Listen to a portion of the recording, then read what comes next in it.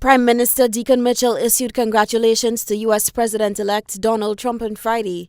Via Prime Minister Mitchell's Facebook page, the Grenadian leader extended, on behalf of the government and people of Grenada, that it hopes to continue the strong and constructive relationship between Grenada and the United States, which has been built upon mutual respect and shared values. The Prime Minister's congratulatory message hoped for a continued commitment to advancing the interests of both nations, especially in areas such as climate resilience, security and economic development, essential to the progress and prosperity of the region. Meanwhile, following the elections, President-elect Donald Trump is expected to mobilize agencies across the U.S. government as he vows to deport record numbers of immigrants. In addition to this, on Thursday, U.S. District Court Judge Campbell Barker, an appointee of Donald Trump, struck down President Joe Biden's plan to facilitate a pathway to U.S. citizenship for undocumented immigrants married to American citizens. Judge Barker said the Biden administration lacked the authority to establish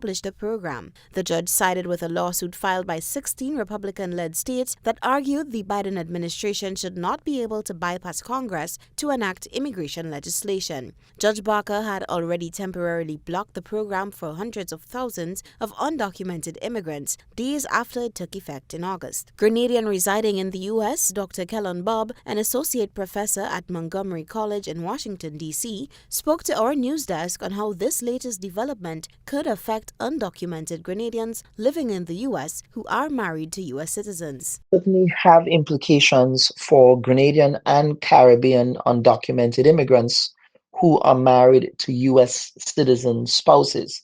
Essentially, they will now be required to leave the country, and that will be strictly enforced given that we have a Trump administration who will be coming into office in January.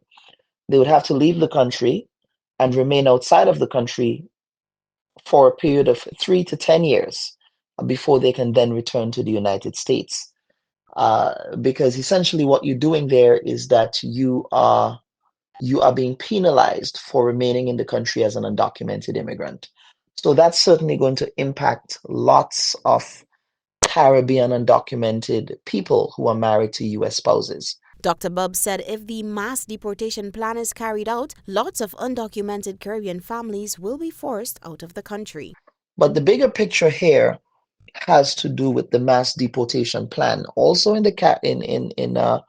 diaspora cities in the United States, such as New York, Los Angeles, Baltimore, parts of Florida, Miami, Fort Lauderdale, Orlando, you do have lots of Caribbean families who are undocumented.